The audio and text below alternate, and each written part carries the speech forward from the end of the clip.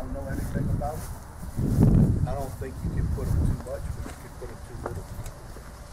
So the newer varieties, when they come out, we usually put them in the hardest to make flower category. And sometimes they'll flower real early, so we know we can bump them over. Okay. If they flower real late, we know we need to leave them in that place. But the older varieties, we know to the day when they're going to come out. I mean, and so we want to synchronize. Like I said, we need to make a cross of, parent A and parent B. I mean, the only way we can do that is they have to be synchronized. Let me tell you a little bit of history. I started in 1977, and crossing was on campus. And they had wooden photoperiod houses. And my job sometimes was to go push the carts in the dark. Because you wait for it to get dark, you push them in.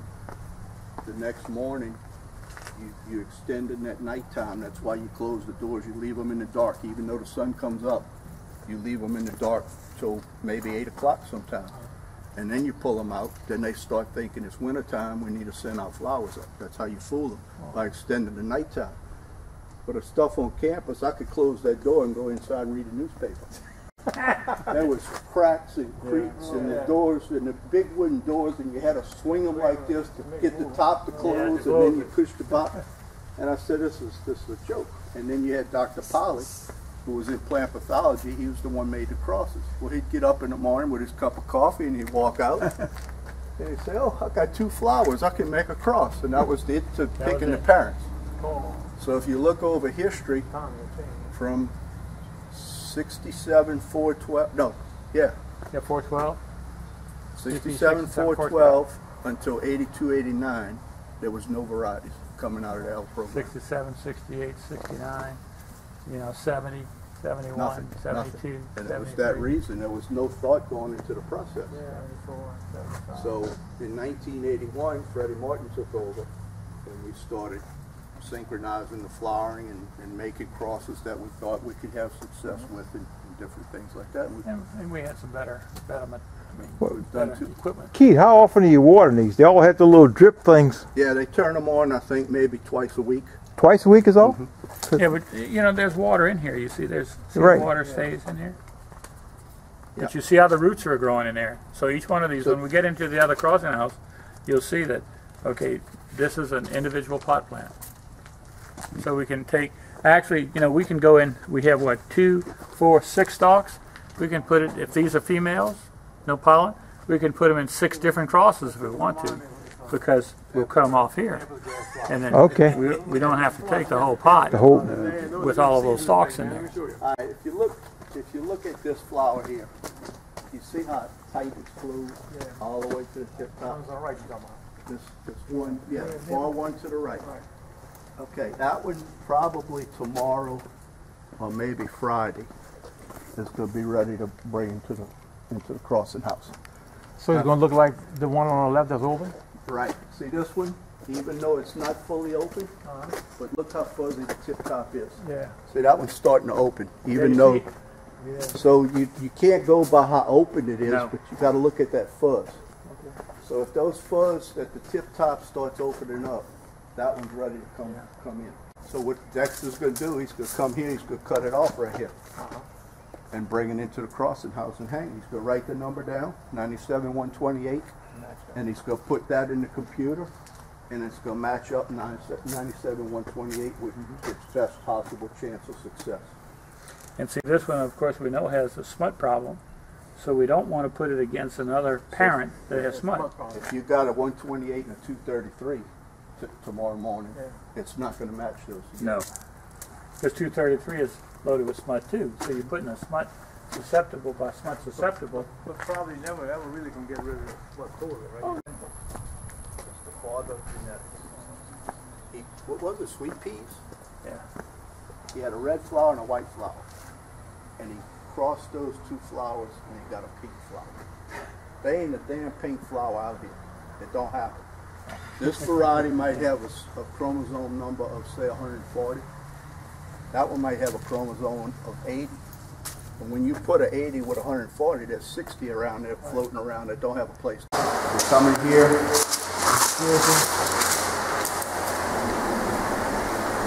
follows and makes their trucks.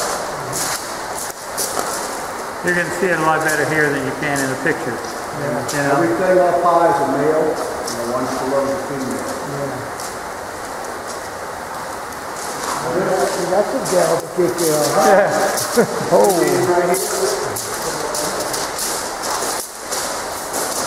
You don't have a male. These are polycrossing. That means Dexter had these extra flowers and didn't have anything to match them up with. So he puts them all together and just has an orchard. Just let them go at it. It's a hodgepodge. So you know who the mama is because you're going to pull the seed off the female. But you don't know who the daddy is. Because any one of those can be the daddy.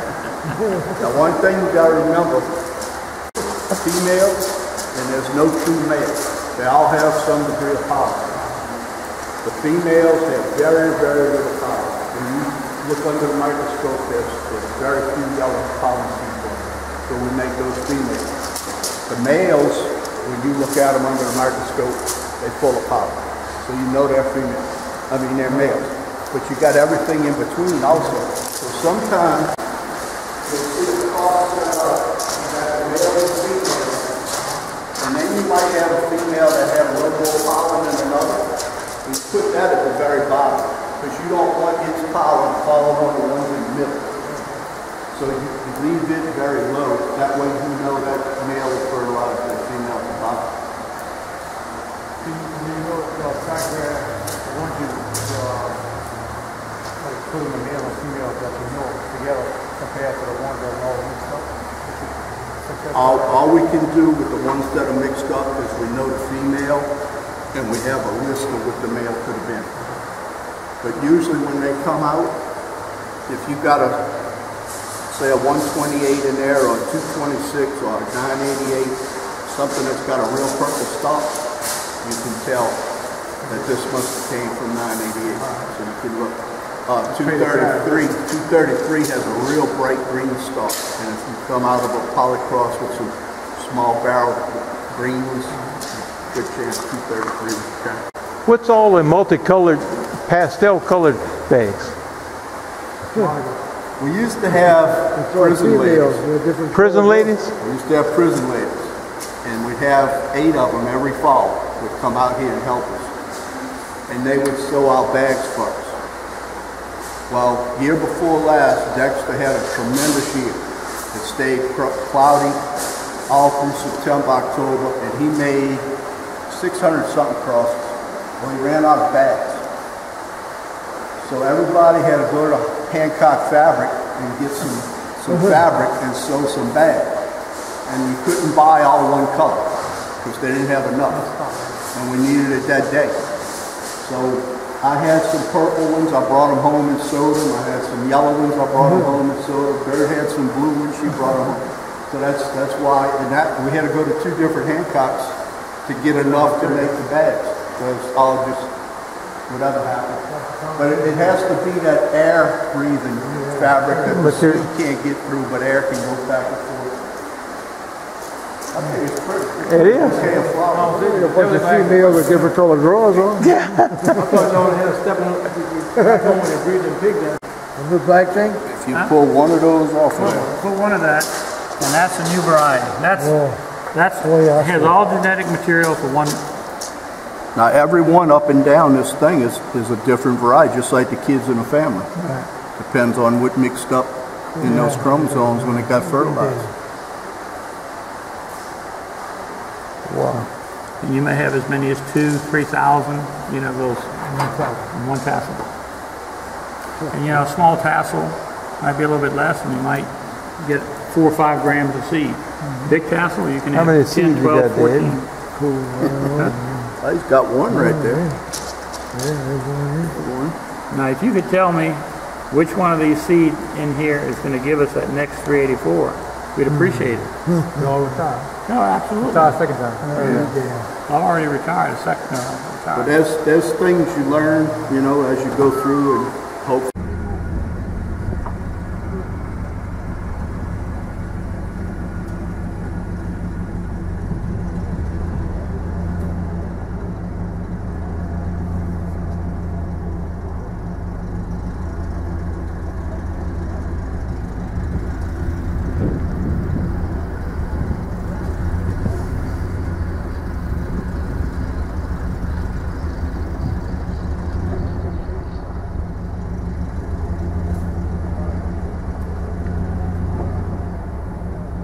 look down these rows, you see a pink ribbon right here. I was trying to see one further down the road, but I can't so tangled up. Yeah. But anyway, this is the beginning of a cross. The 2 rows. Okay, and the 2 rows, both of these rows have the same parents. Now Dr. Ben's gonna walk down that side. I'm gonna walk down this side, and we're gonna look. Yep. Okay, I like this one right here. First thing I'm gonna do is I'm gonna cut it in half to see if it's got pith in it, because there's no sugar in pith. If it's solid, I'm gonna cut 2 stalks out of that stool and I'm gonna lay them across there. Dr. Ben likes this one back here. He'll cut 2 stalks out of it and lay it across the same 2 rows. The people picking them up know that when they get to the next ribbon, they drop it. If they know past that ribbon, there's a different variety. There's no pit there. You know, you wouldn't take this. I mean, there's no bigger, you know, there's no diameter. If you look at this one, well, I like this one. This one looks, you know, pretty decent. Okay, it has bigger. Cut the stalk. Stalk is solid. Oh yeah, but it looks very little.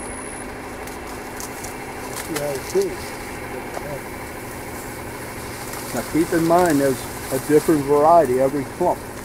Every 18 inches there's a That's the difference. Different variety. Field day, when we had field day here, we put the 2 parents on each end. So this little section right here is 82, 89. We put one of the parents, and the other parent is both 36, 44. So you got the progeny and the 2 parents just to show how it related to the program. When we went probably in the second stubble, second line, was when I identified this variety as something special. especially in stubble. I mean, this variety stood out. I mean, it was not necessarily the best plant cane, but it was good in stubble. And It of course, is now. And that would have been 7 years or 8 years from the That seeding? was probably the 6th year. 6 year. I think this is the knuckle variety. Do we have any knuckles here to It's show 'em? got the funk. Here's the funk Yeah. right here. Look. Right. Look at it has funk or whatever you want to call it. But All these stalks, we don't Yeah. know what that is. you see the stalks, they're all distorted. And if that happens, I mean, it could be 100%. And it just, Now the odd thing about it is you could take normal stalks and plant it. You could take these stalks and plant it, and you're not going to hardly have any difference in what comes up. no. So we don't know it's genetically controlled or whatever, you know, what's causing it. Because we've taken 100% of these things and planted plots and compared it to 100% of the good Come ones. on, just like this, like come back, just like this. It comes out a mixture. Even though you plant 100% of that. And if you plant 100% of this, you get the mix, you get that too. But you can look at this stalk. I mean, this variety on paper, Beautiful I variety. mean, it is beautiful. Look at those stalks. I mean, they're big. The population is good. I mean, Sweet, sweet, sweet. and it stands up. You know, you can look at this versus some of the other ones. It's still standing up straight. It didn't go down there. You know, but you look at those stalks. That's some of the biggest stalks that we have in our varieties.